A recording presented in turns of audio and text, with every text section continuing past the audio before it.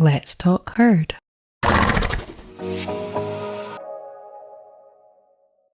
Hi, Denise. Thank you so much for coming. It's lovely to have you here. Oh, it's my Yeah. pleasure. Thank you so much for having me here. So I'd love to hear about your work with horses. You do chiropractic, is that right? Yes, I do chiropractic with animals and particularly horses. Okay. And that experience actually led to the development of something I call dreamweaving, holographic health. Oh, wow. And that incorporates Western medicine or science with holistic healing and aligns the two so they work seamlessly. Wow. But horses are they were the medium of the basis of dreamweaving. So it's been an interesting, they're just magnificent animals. Magnificent. Yeah. So how did that come about? Do you have horses of your own? I don't have, yeah, I don't have any horses of my own.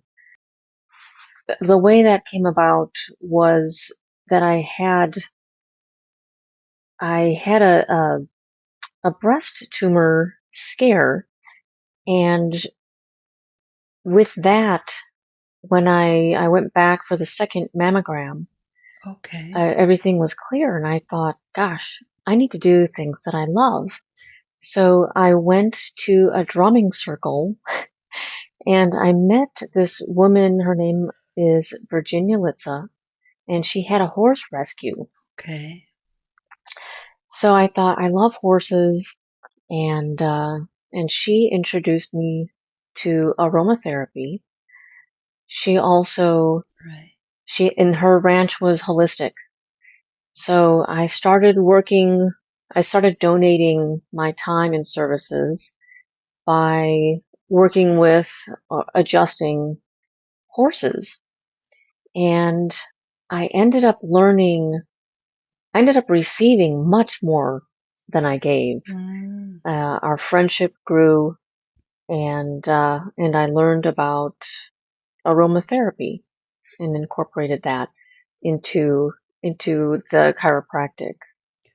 Wow. There's so many things, yeah, that I want to ask you, but that transition from, so I take it you went from people to horses, so you were already practicing on people. Did you do a special training, or did you just apply what you knew? Well, at that time, I had not done a special training. However, in 2008, so when I first started with working with horses, it was 2003. And after that, I moved to New Mexico. And in New Mexico, I tried to Okay. contact veterinarians so that I could work on animals using chiropractic, since I was already working with people. Mm. And I couldn't get in any doors. I sent a letter to every single veterinarian I looked up in New Mexico. Only one responded, and she Really? said, yes. And she said, thank you so much for going about this legally. I don't need your help because I do this Mm. for in my own practice. And Okay. I thought, okay, well, how can I do this? So I went to the Parker Chiropractic College Animal Chiropractic program, and that's a Okay. 6 month program. And then I took the Right. board exam after the program and became a certified American Veterinary Chiropractic Association doctor. Wow. So, Okay. but so that's but I incorporated network chiropractic and sacro-occipital technique, which is similar to cranial sacral work. And Yeah. I understand that you do cranial sacral work is it with people and animals?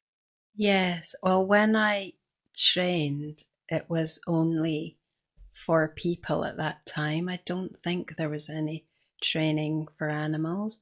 So I didn't really, um, I'm not, I'm not really that kind of hot on qualifications and doing everything the right way. So I just started it, even at, because I had horses at the time. When I was doing the training, I just started practicing with on the horses and with the horses, and I found it really helpful actually for the whole thing, for because they were quite different in a way, but then very similar in other ways.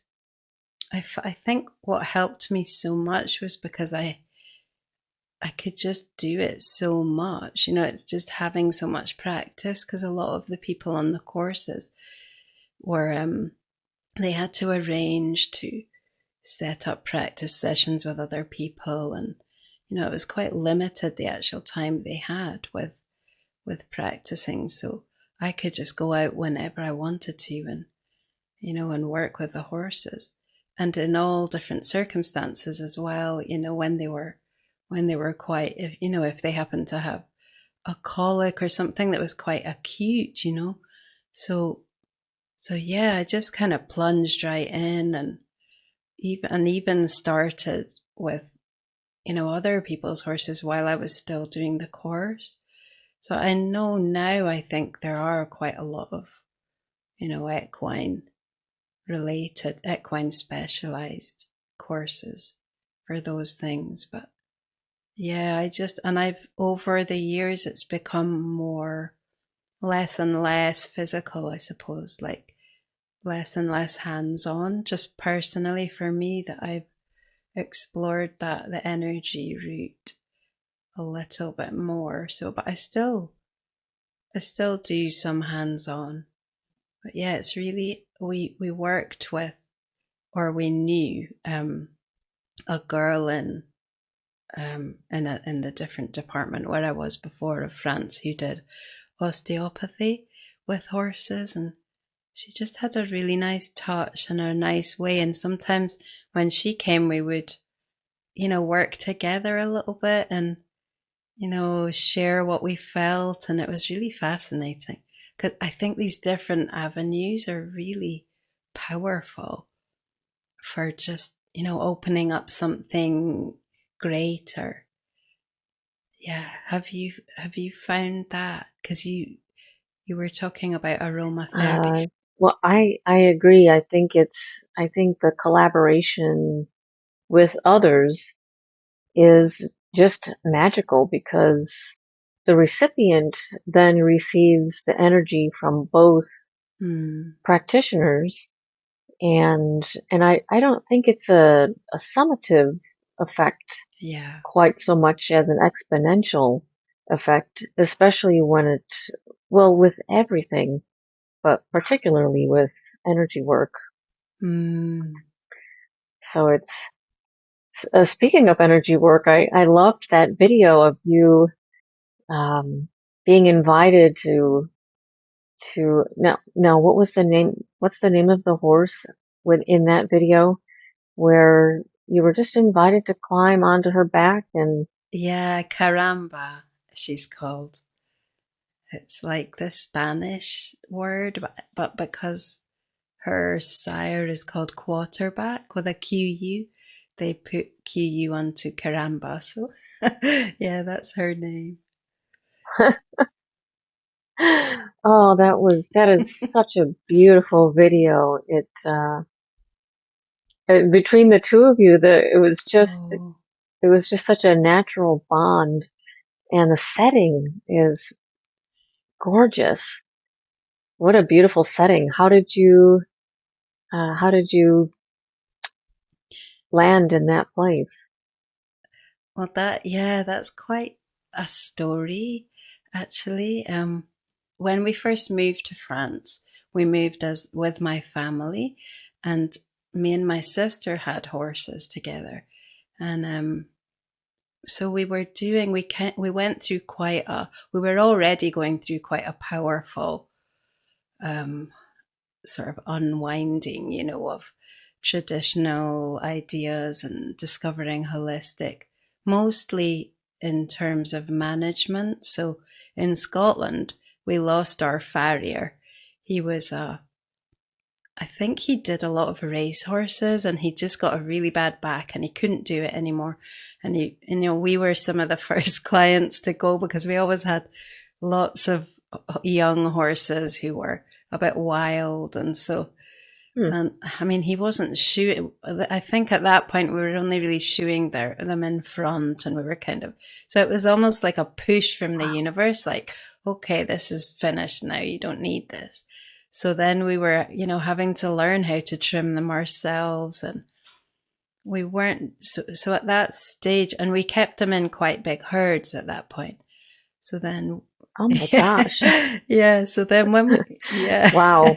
and we moved to France, and then I think for some reason we went backwards a little bit, and we started putting them into smaller herds again. And then at a certain point, we realized that wasn't, that just, it didn't make sense, and it made the little individual groups more unhappy. So we moved past that again. And then we went, at some point, we decided that the rugs weren't doing them any good. And so we stopped rugging them, and we just went through this whole thing. And then it got to a point where I I don't know, I just felt like I needed to do my own thing, and it had to be my own project. And I also got, I met my husband, and we got married, and we just felt that we wanted to sort of strike out on our own. So Hmm. so we went to stay with somebody who lives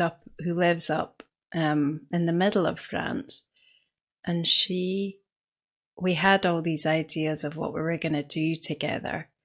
And and it was quite stressful moving, because I moved my inverted commas, the horses that were my herd, which is a bit of I mean, obviously it's a human take on it, because they were all one herd, and they were just the horses that I always resonated more with. So, Right. we had to sort of split it up in a certain way. So it was about half and half, and leaving the ones that were the borders. So that was a stressful journey.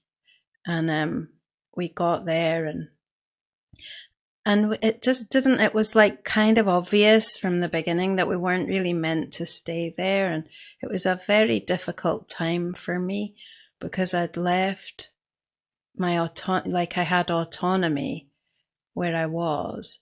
And then in this new place, we were staying with people that we're good. We're still good friends, but that's stressful, and stressful for them. And we didn't really have a direction, and it just didn't turn out the way that we'd Yes. imagined. And there just wasn't any potential or opportunity. And it was a hard time. And and I had really spent a lot of my time at that point just visualizing, and getting into the feel. And this was before I really heard of it as a thing. Um, I'm trying to think if I had a mentor or some kind of understanding at the time. I mean, I'd heard of the law of attraction, and I just spent most of my time. And I said to the horses, you've got to do this as well. We've got to find our place, and we've got to visualize this happening. And we had no resources of our own or anything. But funnily enough, just before we left, uh, a lady from Texas had got in touch with us and said that Wow. she she said she really loved our approach, and would we come out? And my sister at the time, I think she was just having her little baby, so she couldn't go.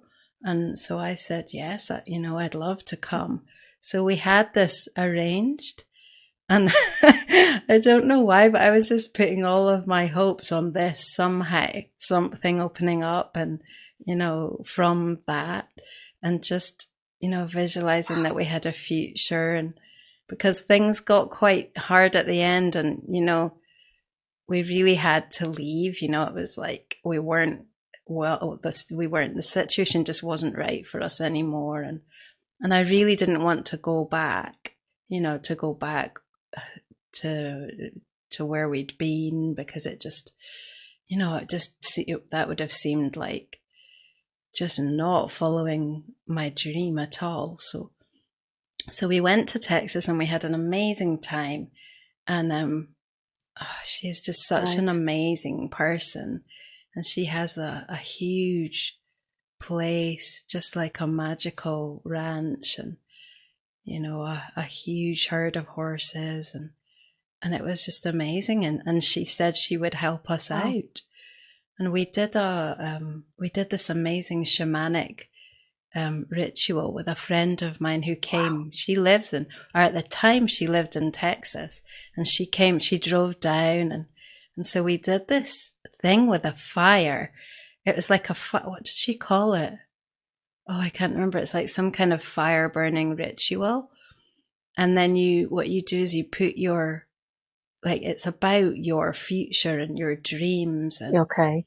yeah, and I'd brought, this is going to sound strange, but one of my little dogs was killed the year before we left, and she was killed by a horse, and it was just a freak accident because she was sleeping outside of where they were, and I think one of Oh, the jeez. horses went for another one, just kind of chased them, and I think, I didn't see it, but I think they must have landed on her, and she just, she couldn't, I think her lungs were punctured, and she just Oh, was gone in like a few minutes, and it was like her soul just kind of flew out of her body and just burst out, and we were so close. I loved her so much, and I had a lot. I had a whole pack of Italian greyhounds, but she was like my kind of angel.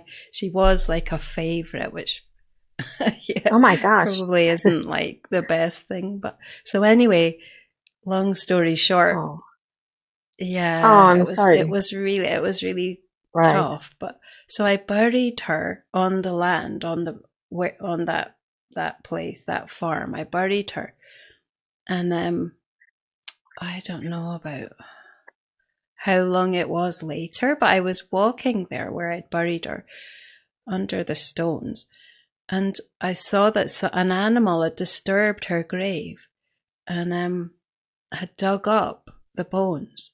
And there was, this, I know this sounds a bit strange, but there was like, I I took one of her vertebrae, Hmm. and I took it as a kind of memento, because it felt like I was close to her, before I sort of buried her properly again. And then when we were in Texas, I still had that. And I put that in the fire because it felt really powerful, like a powerful spiritual connection with her.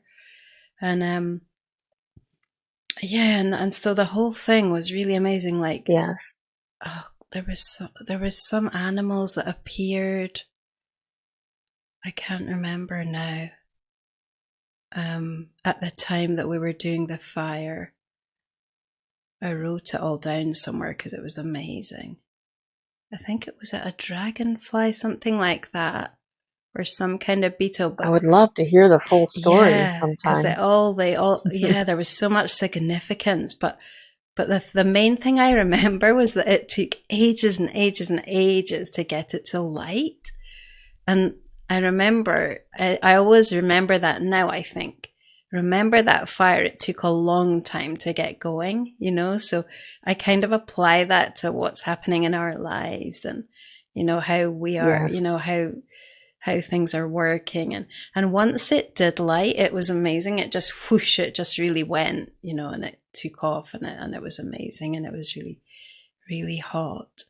But yeah, it just took such a long time.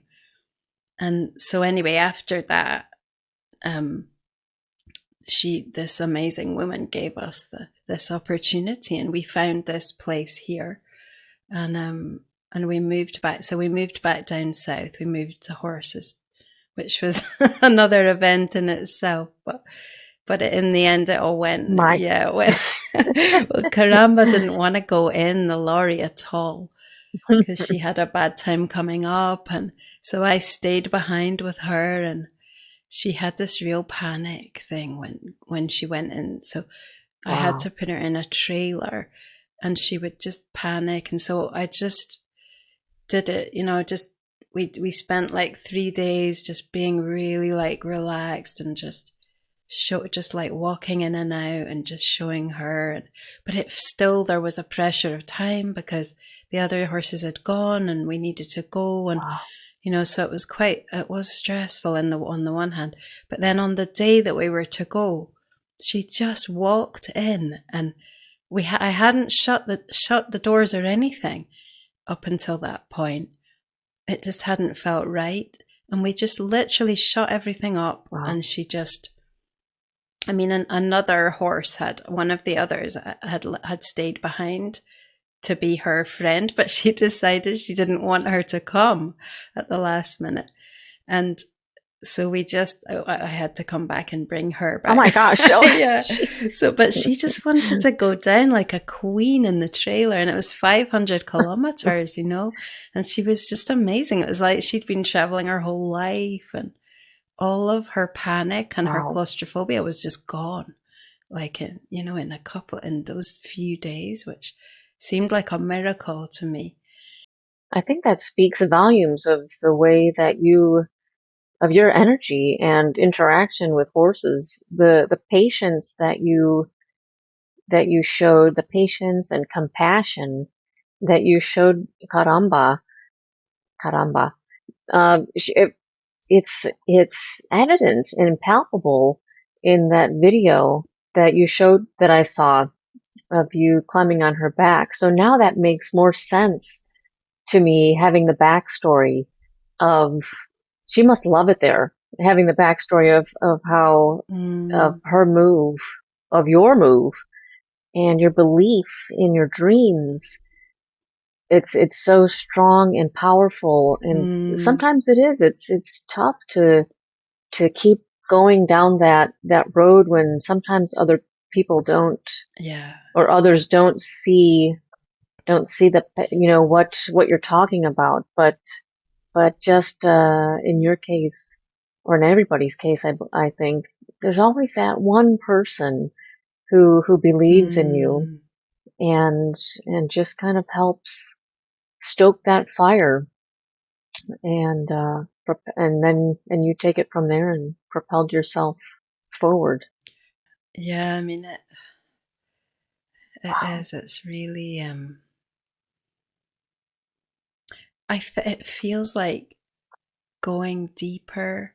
On the one hand, you're getting stronger and you're getting more confident in those pathways, in the support of the universe and those things. And then on the other hand, it feels like going deeper all the time into your fears and into your conditioning, and the things that your limitations, I suppose. Yeah, because I feel like there's so much more still still to let go of as well. I wholeheartedly agree. But but don't you think we need to go deeper? I think there are so many. It's not only layers, but they're um, interwoven levels and layers of of growth that Yeah. we can attain, Mm, no matter what we've been through, where we are. There's always someplace. There's always more depth yeah. and greater understanding and more collaboration. There's just always something to So learn true. and experience. It's a beautiful path, Mm, this spiritual path. yeah. I used to think it would be boring, and it's Mm, the exact opposite. It's never dull and yeah. always Yeah. challenging, but fulfilling. Once you once you finally, sometimes it takes Yeah. multiple attempts to learn a lesson at a particular level. But Yeah. once you see that, oh, that's what I'm learning, and here's how I can apply it, and I Mm, needed that before I could do this. It's a magical journey. yeah. Definitely a magical journey. Yeah. It almost feels like, Oh, it's wow. yeah, it's like a spiral that you're going round. So you kind of, it's almost like you keep coming back to similar places, but you're further on. So you've got, more resources or, Yes. yeah. So, yeah, I'd love to hear about your journey in that respect, like the spiritual unfolding of things for you and the way the horses have influenced that as well. Uh, you know, the horses have since I was since I was a wee one, I'd say 8 years old is that's when I was 8 years old, I was introduced to horseback riding. I rode saddle seat and hunt seat, and I would Wow, just yeah. kind of make that transition. But Okay. anytime I was around horses, I felt calm and relaxed. And to this day, the moment I step around Mm, horses, my shoulders must drop, I don't know, an inch or two, but my awareness increases. They're just mm. they're because I mean you have to be aware, but it's Yeah. as if they know, they can sense, who you are at the core and what you need to learn, and they're there to help. Mm, yeah. um, and and they know that you're there to help. Yeah, that's so It's true. they know that it's that we really want to work together, but they're so Yeah. powerful and peaceful. I always had that draw, and Yeah. when I went to, having been sick, I thought, man, I need to do what I love. There just isn't, time's a ticking. I need to do what I love. And when I met Virginia, she, the mass had come back in my breast, and it was growing very quickly. Okay. And she said to me, I had healed holistically. It took me 6 months, Wow. and I had practiced, qigong and some breathing meditation, That's and amazing. it took 6 months, but the mass had completely gone. Wow. But then I went back to my old habits, and it returned. Okay. And here I am at Virginia's farm, and she said, "Hey, have you ever tried essential oils?" And I said, Mm, "Yes, I have." And they didn't really work well for me. And she reiterated the importance of quality. yes. Yes. Well, I tried the essential oils. I had a treatment. Her sister gave me a treatment applying the oils on my body. Okay. And then I went to a sweat lodge, an all women's sweat lodge that Virginia held on her land at Spirits Whisperer Acres. Wow. Well, the mass was gone in 2 weeks. That's And I amazing. did all the same things I had done before, but when I added the essential oils, Mm, I was amazed. that is So, incredible. but I still wasn't convinced. I mean, it took me years. Well, Virginia taught me, so I did my first essential oil treatment on a horse. Not on a person, but on a Okay. horse Yeah. with Virginia's guidance. Wow. And she, she just essentially, she taught me, this is that the herd will respond to your energy Mm, and your confidence level. yeah. And Absolutely. when you're at peace, they know, or it Mm, was, it was a magical time there because here I went to donate my time and services and I learned how to heal. Mm. The horses, they would, Virginia and I did a workshop, a seminar, a weekend workshop clinic type thing together. And at one point we had people doing a visualization. We were Okay. in the pasture and they were doing that qigong, that breathing meditation that I had Mm. done to heal, or that I still do. I still practice almost every day. Wow. And the herd had been far away at the other end of the pasture, but while the group was doing this breathing Mm. meditation, all of a sudden, several of the horses gently stepped stepped closer to us and stepped between us. And I looked at Virginia and I was like, "Are we okay here?" And she was like, "This is, yep, they're responding to the energy." Absolutely. And, Yeah. and she didn't say that, and I just kept going with the, guiding the meditation. But it was a magical moment Mm. seeing their response and how they would just kind of ebb and flow with our clinic. Yeah. Yeah. It was it was a magical time to learn about that. I have so much to learn, to relearn, Mm.